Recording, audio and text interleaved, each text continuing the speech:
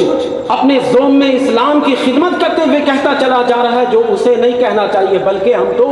غیر مسلم سے بھی یہ توقع نہیں رکھ سکتے تھے پہلے کہ غیر مسلم بھی ایسا کہہ سکے گا، لیکن وہ ساری باتیں مسلمان خود کہتا جا رہا ہے۔ اسی بنا پر علامہ اقبال بہت پہلے ان سارے معاملات کو بھاپتے ہوئے قوم کو پہلے ہی پیغام دے کر گئے تھے کہ اس ملت کے لوگوں کو پہلے سے بتا دے، ہوشیار کر دے کہ اب سنبھلنا آپ کا کام ہے، کہ اسلامی تہذیب کو بگاڑنے کے لیے، مسلمانوں کو خراب کرنے کے لیے، مسلمانوں کو بالکل اسلام سے جدا کرنے کے لیے کیا کیا حربے استعمال کیے جائیں گے۔ علامہ اقبال نے پہلے اس جانب ہماری توجہ مبذول کرا دی تھی، کہا تھا فکر عرب کو دے کے فرنگی تخیلات، اسلام کو ملک و یمن و حجاز سے نکال تو وہ فاقہ کش کے موت سے ڈرتا نہیں ذرا، اس کے بدن سے روح محمد نکال دو۔ اس نے پہلے ہی ہمیں یہ پیغام دے دیا تھا کہ دیکھو ایک وقت ایسا آنے والا ہے۔ تو اب یہ چیلنج اب ہمیں درپیش ہے صاحب کہ اب ہماری تہذیب بگڑتی جا رہی ہے، ہماری کلچر بگڑتے چلے جا رہے ہیں۔ اب ایسی صورت میں ہمیں کیا کرنا چاہیے؟ اب ہم اسلامی تہذیب سے کیسے قریب ہوں گے؟ اسلامی تہذیب سے قریب کرنے کے لیے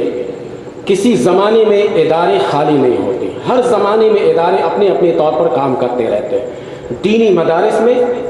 ادارے اس نقطۂ نظر سے کام کر رہے ہیں کہ دینی مدارس میں ہم ذہن تیار کرتے ہیں کہ دیکھو اسلام کیا ہے اور اینٹی اسلام کیا ہے، اسلام کی تہذیب کیا ہے اور اسلام کی تہذیب کی بگاڑ کی صورتیں کیا ہے۔ وہ ہم دینی مدارس میں طلباء کے ذہن میں یہ ساری باتیں ڈالتے چلے جاتے ہیں، لیکن عملی جامہ پہنانے کے لیے وہاں تو ہم اصول پڑھاتے ہیں۔ اب عملی جامہ پہنانے کے لیے ہمیں خانقاہ کی طرف رخ کرنا پڑتا ہے کہ ہم اب اسلامی تہذیب سے قریب ہونا چاہتے ہیں، اسلامی تمدن سے قریب ہونا چاہتے ہیں، ہم مغربی تہذیب سے اپنے آپ کو بچانا چاہتے ہیں۔ تو ایسی صورت میں کوئی ایک ادارہ ہونا چاہیے جہاں عمل کا مظاہرہ ہو، جہاں عملی طور پر، جہاں ہم نے زبانی وہاں جا کر قانون کو پڑھا تھا، یہاں قانون پر عمل کرایا جائے۔ تو دو ہمارے یہاں ادارے کام کر رہے ہیں شروع سے، ایک ادارہ مدارس ہے اور ایک خانقاہ ہے۔ اس دونوں ادارے میں، مدارس میں وہاں پر ہمیں اصول بتائے جاتے ہیں کہ اسلام کتنا پیارا مذہب ہے، اسلام کتنا نفیس مذہب ہے اور اسلام کی تہذیب کتنی پیاری اور کتنی بہترین تہذیب ہے۔ وہاں پر اسلامی تہذیب اور اسلامی کلچر کے بارے میں ہمیں بتاتے ہیں اور اسلامی اصول بتاتے ہیں۔ خانقاہوں کی طرف رخ کرنے کے بعد وہاں پر ہمیں یہ درس ملتا، بلکہ وہاں پر ہمیں، جہاں ہم وہاں تھیوری پڑھ رہے تھے یہاں پریکٹیکل کرتے ہیں، یہاں پر عمل۔ اسی بنا پر بارہا میں کہتا رہتا ہوں، اور اسی بنا پر شاید اس علاقے میں یہ جو خانقاہ بنا کر، چھوٹے چھوٹے خانقاہ بنا کر بیٹھے ہیں، اتنے زیادہ کسی عالم دین کے وہ مخالف نہیں ہوں گے جتنے میرے مخالف ہیں، کیونکہ میں اسی ٹائپ کی بات کرتا رہتا ہوں اور کرنی بھی چاہیے۔ علماء دین صحیح طور پر رہنمائی نہیں کریں گے تو دکانیں بہت ساری کھلے ہیں۔ ہمیں تو خانقاہ میں جانا ہے اس کام کے لیے کہ اسلامی تہذیب وہاں سے اپنائیں گے، وہاں سے ہم جو تھیوری علماء سے سنتے ہوئے آ رہے ہیں اسے عملی جامہ کس طرح پہنائیں گے، ہم اس مقصد کے لیے وہاں جاتے ہیں خانقاہوں میں۔ لیکن خانقاہوں میں جا کر اگر کوئی کہے کہ وہاں پر خانقاہ کی تعلیم سے اب وہ نمازی بننے کے بجائے بے نمازی بن گئے، خانقاہ میں جانے کے بعد علماء سے محبت کرنے کے بجائے اب علماء سے نفرت کرنے لگ گیا، تو ایسے خانقاہ سے 100 مرتبہ میں آپ سے کہوں گا کہ خود بھی دور ہو جائیے اور اپنے ماننے اپنے دوست و احباب کو بھی دور کر دیجیے، کیونکہ خانقاہیں تو ہمیں اسلامی تہذیب سے قریب کریں گے۔ ایک ذات ہمارے سامنے، ایک نمونہ ہمارے سامنے ایسی ہونے چاہیے کہ جسے ہم دیکھیں کہ ہم نے علماء سے سنا کہ نماز میں قیام فرض ہے، کیسے کھڑے ہوں گے آپ؟ ہم نے علماء سے یہ سنا کہ نماز میں رکوع فرض ہے، کیسے آپ رکوع کیجئے گا؟ ہم نے علماء سے یہ سنا کہ سجدہ فرض ہے، کیسے سجدہ آپ کیجئے گا؟ ایک ایسی ذات، ایک ایسا نمونہ آپ کے سامنے ہونا چاہیے جو ذات سجدہ کر کے بتائے کہ سجدہ اس طرح سے کرتے ہیں،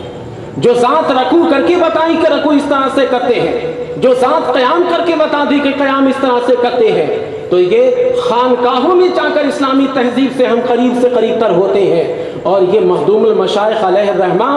یہ اسی ایک خانقاہ کے چشم و چراغ ہے جہاں سے یہی فیض جاری و ساری رہتا تھا کہ ان کے پاس بے عمل آتا تھا تو با عمل ہو جایا کرتا تھا، ان کے خانقاہ میں جا کر کوئی بے نمازی آتا تو اسے جو ہے نماز پڑھنے والا بنا دیا کرتے تھے، کوئی بے عمل انسان آتا تھا تو اسے عمل والا انسان بنا دیا کرتے تھے. کبھی بھی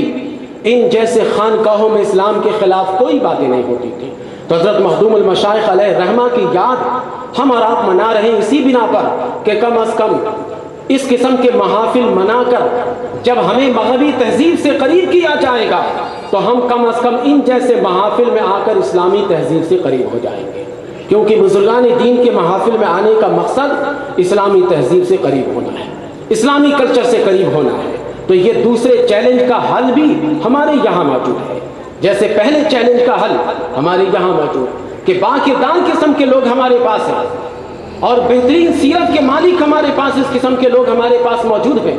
وہ خانقاہی لوگ ہمارے سامنے موجود ہیں. خواجہ غریب نواز رحمۃ اللہ تعالیٰ علیہ جیسے لوگ، مخدوم اشرف جہانگیر سمنانی رحمۃ اللہ تعالیٰ علیہ جیسے لوگ، اسی طرح داتا علی حجویری جیسے لوگ ہمارے سامنے موجود ہیں، مجدد الفسانی رحمۃ اللہ تعالیٰ علیہ جیسے لوگ موجود ہیں، اسی طرح بے شمار اللہ کے نیک بندے جو ہمارے سامنے موجود ہیں. تو دیکھیے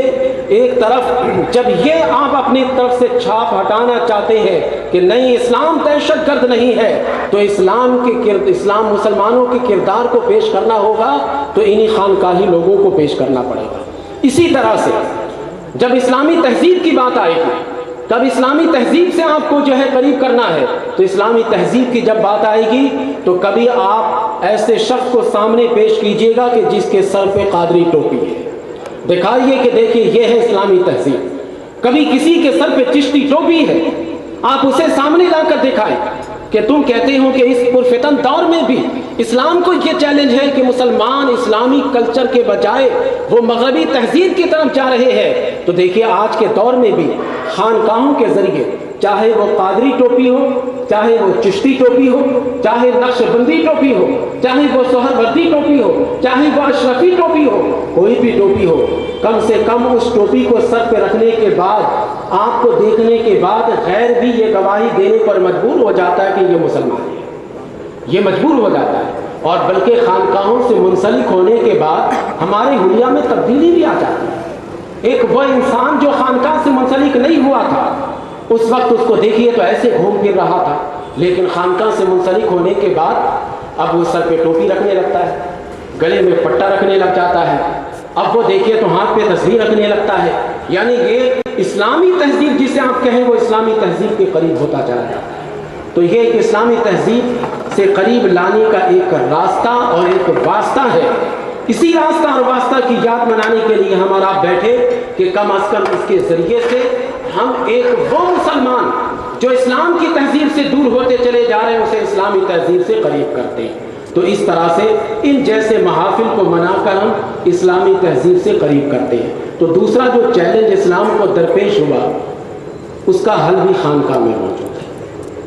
اور یہ میں شروع میں آپ کو بتا چکا تھا کہ چونکہ یہ خانقاہی نسبت سے یہ پروگرام ہے تو اگر میں یہ جملہ کہوں تو اس سے مدارس کی مذمت مت شروع کر دیجیے گا